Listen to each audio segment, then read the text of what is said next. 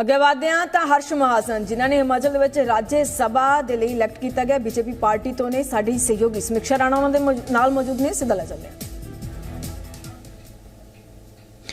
हिमाचल प्रदेश की राजनीति में अहम नाम हर्ष महाजन 45 साल तक कांग्रेस पार्टी में काम किया, कार्यकर्ता रहे, कभी चुनाव नहीं हारे और अब हिमाचल प्रदेश और देश की राजनीति में भूचाल लाने वाले मुख्य किरदार सत्तासीन पार्टी के प्रत्याशी को हराने वाले हर्ष महाजन जीत के बाद इस वक्त जी मीडिया के साथ बातचीत करने के लिए मौजूद हैं। सर, इतना बड़ा घटनाक्रम कैसे मुमकिन हुआ? देखो मैडम, मैं एमएलएज को सबको अच्छी तरह जानता हूँ और इतने साल की राजनीति होने के बावजूद मैं उनको घरेलू तौर पे भी जानता हूँ और मेरे उनके साथ अच्छे रिलेशन है। कोई पॉलिटिकल रिलेशन नहीं, मतलब पर्सनल रिलेशन भी अच्छे हैं और हमेशा रहेंगे, कोई ऐसी बात नहीं। कुछ मैं एक तो राज्य का कैंडिडेट था और बड़े साल राजनीति में रहा। अब मेरे को विधानसभा इलेक्शन से पहले मैं बीजेपी में आ गया था और इस जब मेरे कैंडिडेचर अनाउंस हुआ, जब भारतीय जनता पार्टी ने मेरे को एक कैंडिडेट बनाया तो मैंने सबसे बात की। एज अ वोटर मेरे को सबसे बात करनी भी चाहिए थी, वोट मांगने चाहिए थी। फिर मैंने उनमें पाया और मेरे को अंदर से भी पहले ही पता था कि सरकार से जो कुछ एमएलएज हैं वो बहुत नाराज़ हैं और सुक्खू जी की प्रणाली से, उनके कार्यशैली से भी बहुत लोग जो इनकी अपनी पार्टी के हैं वो नाराज़ चल रहे थे। कुछ ऐसे था कि कांग्रेस के वर्करों की भी यही कहानी थी, कुछ कांग्रेस के कार्यकर्ताओं की भी यही कहानी थी। मैं उनको रेगुलर मिलता था तो मेरे से बात करते थे कि सुक्खू जी से बात करो, इनको समझाओ कुछ, पर मैं तो दूसरी पार्टी में था और समझाने की तो बात ही नहीं थी कोई। पर मैंने देखा फ्रस्ट्रेशन बहुत है।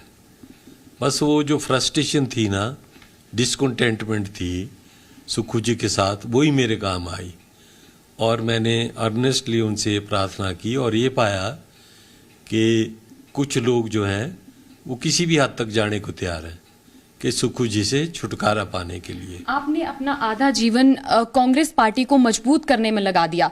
अब कांग्रेस पार्टी का हिमाचल प्रदेश में और देश की राजनीति में कांग्रेस और बीजेपी का क्या भविष्य देखते हैं? देखिए मैडम, मैं तो, मेरी राजनीति बड़ी सिंपल है। मैं सबसे इम्पोर्टेंट मेरे लिए चीज़ है कि मैं कोई भी आदमी आए उसका काम कर सकूं, उसको मदद कर सकूं, चाहे वो किसी भी पार्टी का हो। और आजकल फ्यूचर की जो पार्टी है वो भारतीय जनता पार्टी है, ये तो हर आदमी समझता है। और मोदी जी ने जो दुनिया में नाम कमाया है, जो हिंदुस्तान में नाम कमाया है, खासकर गरीबों में नाम कमाया है, ये ना ही उन्होंने सिर्फ इतना है कि विकसित भारत के लिए काम किया, और सबसे बड़ी बात है कि हिंदू के लिए जो उन्होंने राम एक टेंपल बना दिया है, जो एक मंदिर बना दिया है, ये हमारे लिए बहुत बड़ी बात है। और इस वक्त उनके जैसा मजबूत लीडर हिंदुस्तान में, जो हिंदुस्तान को आगे एक दूरदर्शी ले जा सकता है, वो मोदी जी हैं।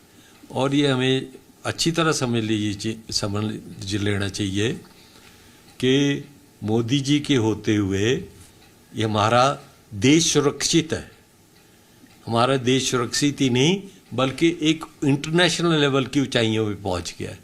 तो भारतवर्ष के लिए जो मोदी जी ने युवाओं, गरीबों और महिलाओं के लिए किया है, और जो स्कीमें उन्होंने, उनकी एक बैलेंस्ड अप्रोच चल रही है कि इधर डेवलपमेंट और इधर गरीबों को ठाल। तो ये मैं समझता हूँ कि इससे अच्छी बात दुनिया में नहीं हो सकी। उधर से कांग्रेस पार्टी का ग्राफ डे बाय डे नीचे जा रहा है। कांग्रेस को तो मैं अंदर से जानता हूँ ना, अब ऐसे है कि अगर हमारे बुजुर्गों ने कभी कांग्रेस के साथ जुड़े थे तो ये थोड़ा कि हम जमाने के साथ चेंज नहीं होंगे, जो जमाने के साथ चेंज नहीं होगा वो रह जाएगा। अब देखना यह है कि हमारे ज़माने में क्या हो रहा है। उस ज़माने में शायद कांग्रेस का अच्छा ग्राफ होगा, है ना जी। उस टाइम पे मोदी जी जैसे लीडर हमारे नहीं थे। पर अब ज़माने के साथ हमें ये देखना चाहिए कि मोदी जी का, अमित शाह जी का, नड्डा जी तो हमारे हिमाचल को गर्व है उन पे कि इस लेवल पे पहुंचे हैं। और एक साधारण व्यक्ति हैं, मोदी जी हो, अमित शाह जी हो, ये अपने नड्डा जी हो, एक साधारण व्यक्ति हैं और काम करते हैं दिन रात। तो ऐसे पार्टी में जाके फायदा है, इधर से हिमाचल में भी और हिमाचल के लोगों को भी। और मैं ये देखता हूँ कि कांग्रेस डे बाय डे नीचे जा रही है। हिंदुस्तान में तो ऑलमोस्ट खत्म है, ये 2 स्टेटों में रह गई अब जाके, यहाँ तो खत्म होने वाली है। और ये कांग्रेस की लीडरशिप जो इंदिरा गांधी के टाइम थी या नेहरू के टाइम थी, वो अब तो कांग्रेस तो वो तो रही नहीं, है ना। ये अब बच्चों को तो इतिहास में पता लगता है कि इंदिरा गांधी कौन थी, नेहरू कौन था, पर मोदी जी को तो साक्षात देख सकते हैं ना। तो इस चीज़ को लेके हमारे को ज़माने के साथ बदलना चाहिए। हमारे पुरख भी यही चाहेंगे, हमारे बुजुर्ग भी ये चाहेंगे कि अब हम ज़माने के साथ चलें और जो हमारे देश के लिए, प्रदेश के लिए इतना कर रहे हैं उसके साथ हम उसके हाथ में हाथ बटा के चलना चाहिए। लंबे समय से सर आप सक्रिय राजनीति से दूर रहे, भाजपा में भी गए, तब भी आपने एक चुप्पी बनाए रखी, क्या कारण है इसके पीछे? मीडिया से भी आप दूर हमेशा नजर आते हैं। नहीं, ऐसी बात नहीं है। मैं बिहाइंड द सीन काम करता हूँ, है ना। मेरे को आदत नहीं है ज़्यादा इस चीज़ की। मेरे साथ जो मेरे लोग हैं, मैं यही चाहता हूँ कि मैं हर आदमी का कल्याण कर सकूं और किसी ना किसी तरीके से मैं कामयाब भी हो जाता हूं उस चीज़ में। मेरे गुरु थे वीरभद्र सिंह जी, है ना, और 6 दफ़ा मुख्यमंत्री रहे, यूनियन मिनिस्टर रहे। और जब इस सरकार ने उनके सुक्खू जी की उनके साथ बनती नहीं थी, पर ऐसा व्यवहार किया कि एक किस्म का उनको डाउन करने की कोशिश की, इतने बड़े शख्सियत को। तो चलो उसकी भी डिफरेंसेस पैदा हुए। फिर हुआ कि ये प्रतिमा लगानी चाहिए उनकी रिच के ऊपर।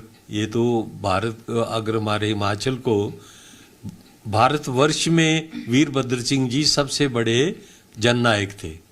भारतवर्ष में सबसे बड़े वो कांग्रेस के लीडर थे सीनियरिटी के हिसाब से। और ये देखना चाहिए कि उनको अब 2 गज ज़मीन, जैसे उनके पुत्र श्री विक्रमादित्य जी ने कहा कि अब वो तो मेरे को भावुक हो गए उस टाइम प्रेस कॉन्फ्रेंस में। और हम सबको इस चीज का, कांग्रेस जनों को भी और सबको क्रॉस दी पार्टी लाइन। हर्ष महाजन एक ऐसा नाम है जो हिमाचल प्रदेश में एक कांग्रेस को एकजुट करने के लिए उन्होंने अपनी आधी उम्र जो है वो बिता दी। लेकिन वहीं अगर अभी देखें तो पूर्व मुख्यमंत्री वीरभद्र सिंह के भी आप करीबी माने जाते थे, रणनीतिकार, सलाहकार माने जाते थे, और हिमाचल प्रदेश के मुख्यमंत्री सुखविंदर सिंह सुक्खू के भी आप काफी करीबी माने जाते रहे हैं। तो क्या मुख्यमंत्री की ओर से आपको कोई फोन कॉल के जरिए कोई बातचीत आपकी हुई, शुभकामनाएं आपको दी उन्होंने राज्यसभा में जीत के बाद? देखो, शुभकामनाएं तो सब देते हैं और मेरे पर्सनल रिलेशन है सबके साथ, है ना, चाहे वो बीजेपी में हो चाहे कांग्रेस में हो। राजनीतिक रिलेशन अलग हो सकते हैं, पर्सनल रिलेशन थे, हैं और रहेंगे। पर राजनीति के तौर से हमको राजनीति तो करनी है। यही तो राजनीति में क्यों आए हैं लोग। अगर हम ये 2 चीज़ें आजकल समाज में कम है कि राजनीतिक गतिविधियां और पर्सनल रिलेशन। अगर आप पर्सनल रिलेशन किसी के साथ नहीं रख सकेंगे तो आगे जो है वो